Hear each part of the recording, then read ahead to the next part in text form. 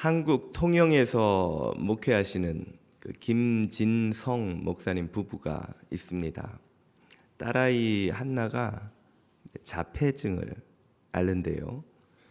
그 아이를 양육하며 또 그 아이의 그 재능을 또 발굴해가며 하는 과정을 유튜브로도 영상으로 올려서 중계하는 그 목사이면서 또 유튜버이기도 한 부부입니다. 그 영상이 자폐아를 키우는 많은 그 부모들에게 큰 위로와 소망을 주고 있어서 그 영상이 화제가 되곤 했습니다. 이분이 처음 통영에 있는 그 교회에 30대 젊은 나이에 그 부임에 갔을 때입니다. 첫 설교에서 집에 자폐를 앓는 딸이 있노라고 이렇게 고백을 했더니 그날 저녁에 교인 한 분에게서 전화가 오더랍니다. 전화기 너머에 있는 그 교인 말이 목사님 딸아이 데리고 기도원 가셔서 기도받아서 낫게 하세요. 딸아이가 자폐인데 왜 그러고 계십니까? 목사님이 참 염려해 주셔서 고맙다고 정중하게 답을 하고 본인도 계속 기도하고 있지만 자폐는 그렇게 기도원 간다고 이렇게 낫는 병이 아니라고 그렇게 정중히 말씀을 드렸습니다. 근데 그 말이 아마 기분이 상했는지 그 전화기 너머에 있는 교우가 막 막말을 시작하는 겁니다. 목사가 회개하고 기도해서 딸을 낫게 할 생각을 해야지 쓸데없이 딴짓이나 하고 다니냐고 뭐 유튜브를 뭘 하고 얼마나 목사가 영성이 없으면 딸아이가 이런 병에 걸리느냐고 막 폭언을 쏟아놓고는 전화를 끊어버리더랍니다. 얼마나 기가 막히고 황당한지 또 그때는 본인 말로 젊어서 그런 말을 소화를 시키지를 못해가지고 막 부들부들 전화기를 들고 떨었다는 것이죠. 이런 경험을 하는 이가 비단 이 김진성 목사님네만 아닌 듯합니다. 아이를 백혈병 투병시키며 병원을 오래 오간 한 목사님의 간증을 들었는데요. 그 병실에 있는 아이들이 다 소아병동이다 보니까 그 부모들하고 친해졌답니다.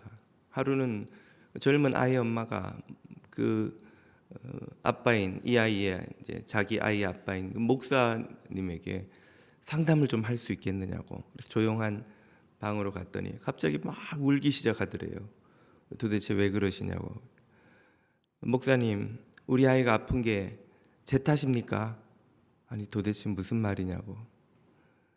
시어머니는 절더러 네가 무슨 죄가 많아서 네 애가 이런 병을 앓고 고생을 하느냐고 하고, 어떤 교인은 절더러 엄마가 가서 회개하고 통회 자복하면 아이가 낫는데 하나님이 고쳐주시는데 왜 믿음 없이 병원만 들락거리냐고, 당장 아이 데리고 기도원 올라가라고 그렇게 저한테 뭐라고 하는데 도대체 제가 얼마나 통회 자복해야 우리 아이가 낫습니까?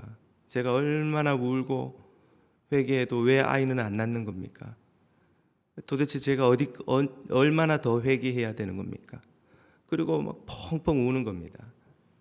그래서 이 목사님이 너무 마음이 아파서 그건 엄마 잘못이 아니고 우리가 알지 못하는 하나님의 섭리가 있는 것이니 속상해하지 마시라고 그렇게 위로하고 기도하곤 보냈다는 것입니다.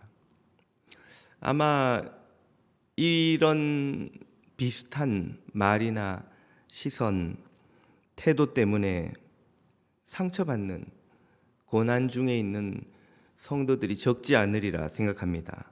얼마나 많은 이들이 고난과 죄를 1대1로 대응시켜서는 무지하게 이웃의 혹은 타인의 고난을 쉽게 평가하고 탓하고 그래서 무지한 말로 상처를 주는지요. 무책임하게 섣부른 훈수를 두어서는 사람들의 그렇지 않아도 고난으로 견디기 힘든 마음을 더 날카로운 그 말의 칼날로 헤집어 놓는 일이 얼마나 많은지 모릅니다. 성도는 고난을 어떻게 이해하는 것이 옳을까요? 자신과 타인에게 찾아온 그 시련을 어떤 태도로 대하는 것이 옳겠습니까? 이 고난의 때에 우리가 의지할 소망은 어디에 있는지 오늘 본문을 통해서 우리는 들어보고자 합니다. 언제나 우리에게 빛을 보여주시는 것은 우리 주님의 말씀입니다. 오늘 우리는 오랜만에 요한복음으로 돌아왔습니다.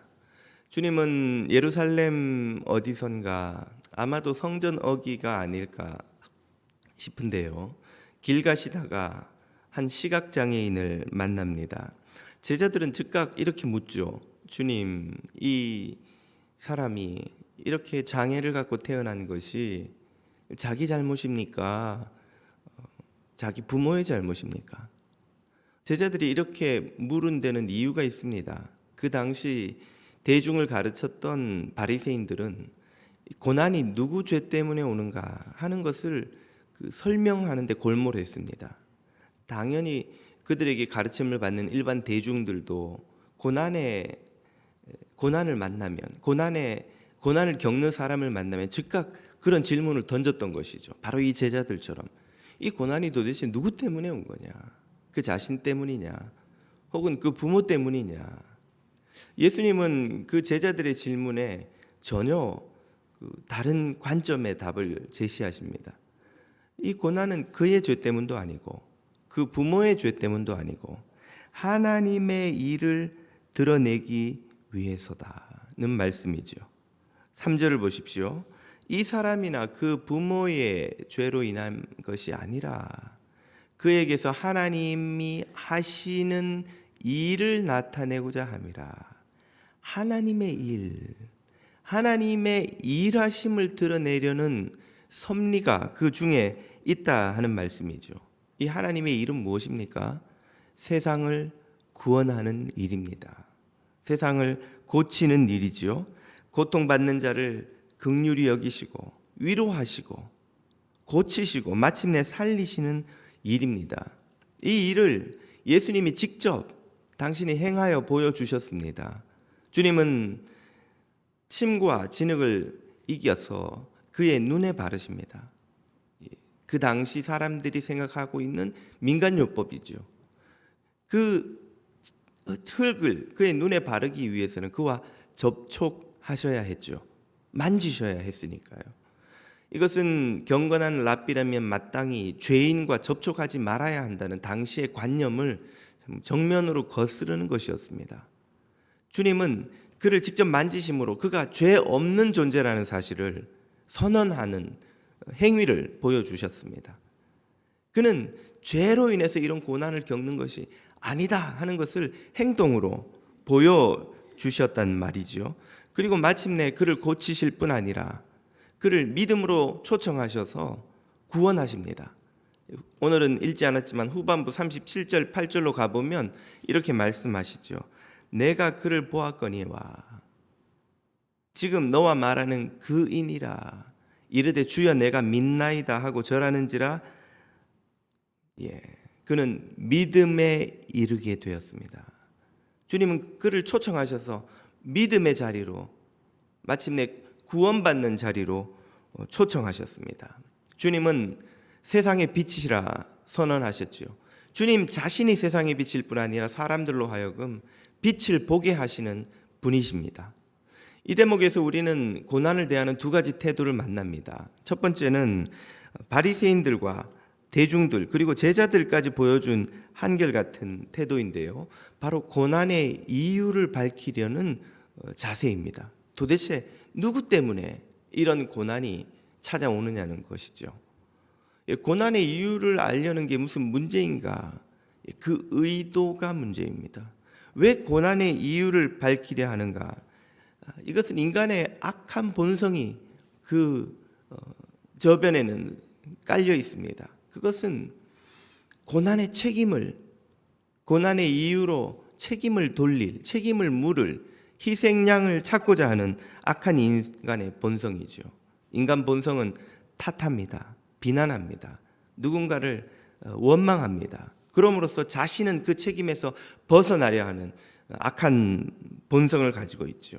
그 과정에서 항상 책임을 전가받아 희생되는 희생양은 그 공동체나 사회의 약자입니다. 이것이 그 자신의 죄라면, 이 사람이 장애를 갖고 태어난 것이, 이 사람이 가난과 질병으로 신음하는 것이, 이 사람이 이런저런 문제로 고통받는 것이 자신의 죄라면, 부모의 죄라면, 그를 이런 가난과 질병으로 몰아넣은 사회의 구조나 압제자들의, 권력자들의 탐욕과 압제는 다 묻혀버리는 것이죠. 자기 잘못으로 가난해졌는데, 자기 잘못으로 병에 걸렸는데, 자기 잘못으로 이런 시련을 겪는데, 자기 잘못으로 어느 날 갑자기 온갖 문제에 휘말려서 고통을 겪는데 누구를 탓하겠어? 다른 사람 탓하지 마. 사회를 탓하지 마. 권력자를 탓하지 마. 우리 부자들을 탓하지 마. 우리 힘 있는 정치인들을 탓하지 마. 우리 힘 있는 사람들을 탓하지 마. 다 너희들 잘못이야. 너희 본인들 잘못이야. 너희 부모들 잘못이야. 어느 사회나 그 사회의 문제를 책임지울 희생양을 찾기 마련이죠. 그리고 그 과정에서 항상 약자들은 이런 방식으로 희생당합니다. 이들은 약자의 고통을 덜어주는 데는 관심이 없습니다. 그 증거가 무엇입니까? 후반부에 이제 9장 후반부로 넘어가면 읽게 될 대목에서 눈을 뜬 그 시각장애인의 소식을 듣고 기뻐하는 바리새인들이 단 한 명도 없습니다. 그들은 평생을 장애를 안고 태어나서 이 장애 속에 살아가던 불행한 사람이 눈을 떴는데 아무도 기뻐하지 않고 오히려 왜 안식일에 눈을 고쳤냐는 거예요. 도대체 무슨 과정을 거쳐서 고쳤냐는 거예요. 우리가 정해놓은 이 절차를 거치지 않았으면 눈 뜬 것도 불법이라는 거죠. 안식일에 고쳤으니 눈 뜬 것도 죄라는 거예요. 그리고는 새로운 희생양을 또 찾지요. 예수님을 찾아서 그에게 또 책임을 지울 궁리를 합니다. 예수님이 그들이 누리고 있는 기득권 질서 유지에 위협이 되었다 보았기 때문입니다. 이들은 사도 요한이, 이 요한복음이 시각장애인으로 선언한 바로 그들입니다. 지금 이 대목에는 앞을 보지 못하던 시각장애인 한 사람이 등장했지만 사도 요한이 볼 때 진짜 시각장애인들은 바로 이 바리새인들이었죠. 이 불쌍한 사람이 고침을 받고 눈을 떴는데도 기뻐할 줄을 모르는, 그 하나님의 구원의 일이 일어났는데도 오로지 누군가에게 또 다른 책임을 지울 생각만 하는 이들이야말로 앞을 보지 못하는 시각장애인이라 선언합니다. 하나님의 뜻도, 하나님의 영광도, 하나님의 일도, 하나님의 사랑과 긍휼도 알지 못하고 보지 못한 채 자신의 안위와 탐욕과 허영만을 위하여 또 다른 희생양을 찾으려 하는 이들이야말로 진정한 시각장애인이라고 요한은 선언하는 것입니다. 이들은 늘 남이 모르는 문제의 원인을 본인은 안다고 주장하며 누군가를 탓하고 비난하고 원망하고 다툽니다. 본문에는 고난을 대하는 또 하나의 태도가 등장합니다. 그것은 바로 예수님이 보여주신 태도죠. 그 태도는 고난당하는 이를 긍휼히 여기고 고치고 살리려 하시는 태도입니다. 예수님은 그의 죄가 그 자신이나 부모의 죄가 아니라고 선언하셨습니다. 그리고 그의 고난이 하나님의 일을 드러내기 위한 도구요, 그 중에 섭리가 있다는 의미의 말씀을 하시죠. 이 말씀이 이 앞에 있는 시각장애인에게 얼마나 큰 위로와 치유가 되었는지를 한번 생각을 해보십시오. 그는 눈을 치유받기 전에 이미 예수님의 그 말씀으로 그의 만신창이가 된 늘 죄책감과 자기 비하감, 패배감 속에 살아가던 그 마음이 먼저 치유되었을 겁니다. 그는 태어나면서부터 장애를 갖고 나서 시각이 눈이 보이지 않으면 귀가 발달한다고 합니다. 사람들의 말소리가 너무 잘 들리는 거예요. 그 장애를 안고 살아가는 것만도 서러운데 만나는 사람마다 자기들끼리 쑥덕거립니다. 어떤 무례한 사람은 아예 대놓고 묻습니다. 저 사람은 도대체 누구 죄야? 저 사람이 무슨 죄를 지었나? 엄마 뱃속에서 죄를 지었나? 그 부모가 무슨 죄를 지었나? 그 말이 얼마나 그를 아프게 했을지, 고통스럽게 했을지 한번 생각을 해보십시오. 육체의 장애보다 더 고통스러운 것은 사람들의 그 말의 칼날이 찌르는 그 상처입니다. 평생 자신은 죄인 아니면 죄인의 자식으로 살아야 되는 거예요. 그 고통을 겪어보지 않은 사람들은 아마 결단코 알지 못할 겁니다. 그런데 이 예수라는 젊은 랍비가 많은 대중이 따른다는, 많은 사람들이 지금 쫓아가며 우러러보고 있는 그 젊은 랍비가 자기 앞에 나타나서는 해주는 말이, 너의 죄도 아니고 너의 부모의 죄도 아니고 너의 고난은 하나님의 일을 드러나게 하기 위한, 하나님의 영광을 위한, 하나님이 일하시는 그 섭리 가운데 있는 하나님의 도구라는 선언을 해주었을 때 그의 마음이 얼마나 치유와 위로를 받았겠느냐는 말이죠. 내가 죄인이 아니라는 거예요. 우리 부모도 죄를 짓지 않았다는 거예요. 하나님이 당신의 구원을 이루기 위하여서 나의 이 고난을 쓰신다는 거예요. 얼마나 큰 위로와 소망이 되었을지요. 남편이 자살했다, 도발적인 제목의 책을 쓴 곽경희 작가는 책 제목대로 남편을 잃은 사람입니다. 내 아이를 키우며 좀 힘겨운 결혼 생활을 해가는 중에 남편이 알코올 중독에, 도박 중독에, 우울증으로 도저히 가정 생활을 지속할 수가 없어서 이혼을 했는데, 그 남편이 다시는 안 그러겠노라고 찾아와서 사정사정을 해서 내 아이를 생각하니까 차마 그 남편의 청을 거절할 수 없어서 다시 재결합을 했습니다. 재결합하는 날부터 다시 알코올과 도박에 빠져 살다가 결국은 자살로 생을 마감했습니다. 남편이 죽고 나자 그 일만으로도 충격이고 견디기가 힘든 상황인데, 그때부터 쏟아지는 주변의 모진 말과 시선은 더욱 견디기가 힘들었습니다. 시댁부터 주변인들이 도대체 아내가 어떻게 했길래 남편을 자살하게 만드냐고, 네가 도대체 뭔 짓을 했길래 내 아들이 저런 선택을 하느냐고 부터 해서, 신앙인이 기도와 회개로 남편을 변화시키지 못하고 남편이 이런 일을 당하게 하느냐고 하는 무지한 교인들의 날카로운 말까지, 자신도 지금 내 아이를 데리고 견디기가 힘들어 자신도 자살하고 싶은 지경인데 거기다 대고 사람들이 쏟아놓는 막말의 그 상처를 정말 견디기가 힘들어서 미쳐버릴 것 같더라는 거예요. 아, 나도 죽는 수밖에는 이 지옥 같은 삶을 탈출할 길이 없구나. 도저히 견딜 수가 없어서 정신과 의사를 찾아갔습니다. 그랬더니 그 의사의 말 한마디에 마음에 쌓였던 그 모든 죄책감과 돌덩이 같은 무거운 짐이 덜컥 내려 떨어지더라는 거예요. 의사가 이야기를 쭉 듣더니 하는 말이, 남편이 한 방 먹이고 갔네요. 예? 그게 무슨 말씀이세요? 남편이 아내분을 한 방 먹이고 가셨어요. 당신이 잘못한 게 아니고 남편이 잘못한 겁니다. 남아있는 당신과 내 아이를 어떻게 생각했다면 그런 선택을 했겠어요? 당신이 잘못한 게 아닙니다. 그 말을 듣고 얼마나 울었는지 모른다고. 나 때문에 남편이 떠난 게 아니구나. 내가 비난받아야 할 게 아니구나.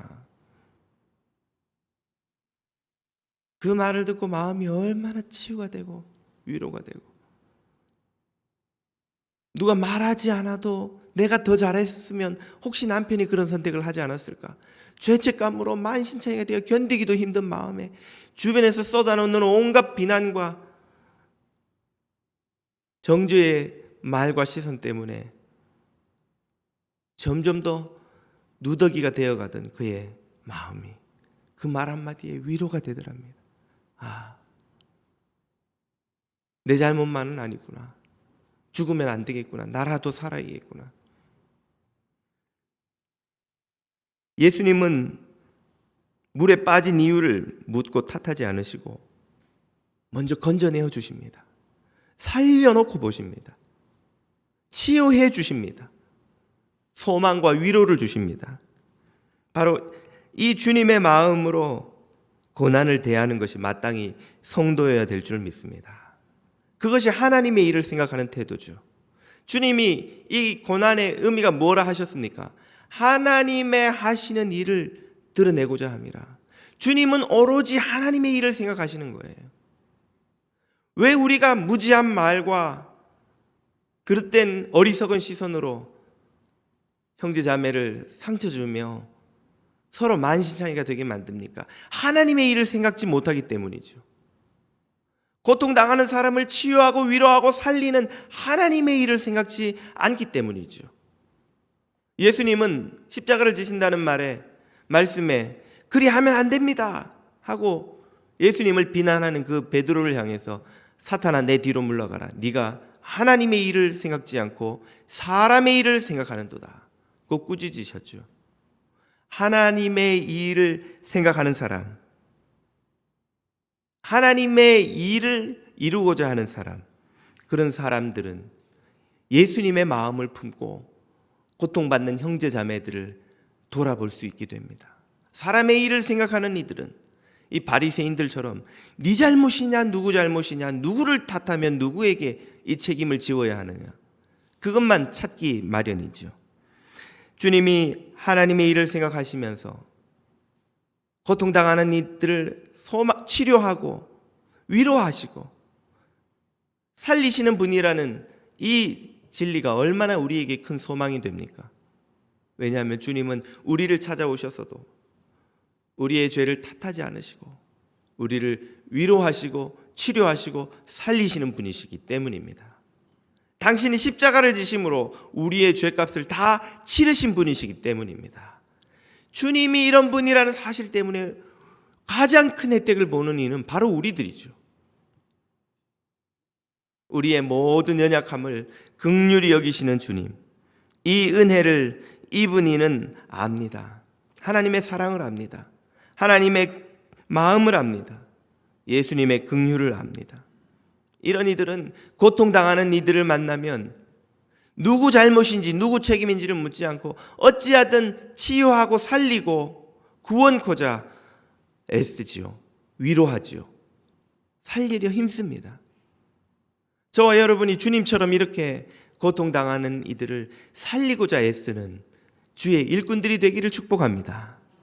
주님은 우리의 눈을 열어서 고통당하는 이를 볼 때에 먼저 그 영혼을 불쌍히 여기게 해주십니다. 주님은 어떻게 우리의 눈을 여십니까? 7절을 보십시오. 이르되 실로암 못에 가서 씻으라 하시니, 실로암은 번역하면 보냄을 받았다는 뜻이라. 이에 가서 씻고 밝은 눈으로 왔더라. 실로암 못에 가서 씻으라고 하심으로 그를 치유하셨습니다. 실로암의 뜻이 보냄을 받았다. 궁금한 것은 실로암 연못물에 무슨 신비한 마술적인 힘이 있는 것일까요? 그럴 리가 없지요. 그 못에 들어갔다 나왔다 그 못에 물을 쓰는 수많은 사람들이 그러면 다 치유받았을 거 아닙니까? 이 시각장애인만이 이 말씀을 듣고 치유받았다는 건 무슨 뜻일까요? 이것은 주님께서 그의 순종하는 믿음을 보고자 하시는 말씀입니다. 실로암 연못은 아마 예수님이 이 시각장애인을 만난 것이 성전 어기 근처였다면 실로암 연못까지는 예루살렘 타운 가장 높은 곳에서 가장 낮은 곳까지 한참을 내려가야 하는 길입니다. 지금 보시는 이 그림은 예수님 당시에 예루살렘을 복원한 것이죠. 저 산 꼭대기에 있는 성전 플라자로부터 가장 성 낮은 곳에 있는 실로암 연못까지 한참을 내려오는 길이죠. 멀쩡한 사람도 먼 이 길을 시각장애인이 가려면 무척 고된 일이 아닐 수 없습니다. 이 명령의 의미는 무엇입니까? 네가 나를 믿는다면 이 길을 가라는 거예요. 그 시각장애인이 주님을 믿지 않았다면 어떻게 이런 선택을 하겠습니까? 아이고, 내가 무슨 이렇게 시각장애인으로 타라는 게 몇 년인데, 그 실로암 연못도 내가 맨날 옛날에 왔다 갔다 하면서 물도 마시고 했는데 거기 간다고 무슨 소용이 있겠어? 그 물에 무슨 신비한 힘이 있다고? 내가 쓸데없이 헛수고하러 내가 왜 이 사람 말을 들어? 예수님의 말씀을 믿지 않았다면 그가 결코 하지 않을 선택을 주님은 명하시죠. 그의 순종하는 믿음을 보시겠다는 것입니다. 실로암 연못의 의미를 왜 굳이 요한 사도는 덧붙여 설명해 놓았을까요? 보냄을 받았다. 중의적 표현입니다. 이 시각장애인이 예수님으로부터 보냄을 받기도 했지만 예수님이 이 땅에 또한 보냄을 받으신 분이기 때문이죠. 주님은 시각장애인인 우리의 눈을 뜨게 하려고, 우리의 영적인 눈을 뜨게 하시려고 이 땅에 보냄받은 하나님의 아들이십니다. 그분의 말씀을 믿고 순종하는 이는 눈을 뜨게 되는 줄 믿습니다. 오늘 우리의 눈을 뜨게 하시는 분도 주님이십니다. 교만과 무지로 눈먼 우리를 위해 보냄을 받으신 예수님의 말씀을 듣고 믿고 순종하면 저와 여러분이 모두 눈을 뜨게 됩니다. 눈을 뜨면 하나님의 일을 봅니다. 하나님의 일을 보면 고통받는 자를 긍휼히 여기시고 치유하고 살리시는 하나님의 구원 역사를 볼 수 있게 되죠. 우리의 삶의 에너지를 누군가를 탓하고 원망하고 비난하고 정죄하는 데 쓰지 않고 하나님의 일에 동참하여서 치유하고 위로하고 살리고 구원하는 데 쓰게 됩니다. 눈뜬 이들이 하는 사역입니다. 오늘 저와 여러분은 어떤 삶을 살아가고 있습니까? 어둠 속에서 정죄의 칼날을 휘두르며 살아가는 시각장애인은 혹시 아닙니까? 아니면 빛 속에서 하나님의 일에 동참하여 치유하고 위로하고 살리는 하나님의 손과 발이 되고 살아가는지요? 저와 여러분이 예수 그리스도로 말미암아 우리의 닫힌 어두운 눈을 뜨고 세상에 비치신 주님을 보고 하나님의 일에 동참하는 주의 자녀들이 다 되시기를 주님의 이름으로 축복합니다. 기도드리겠습니다.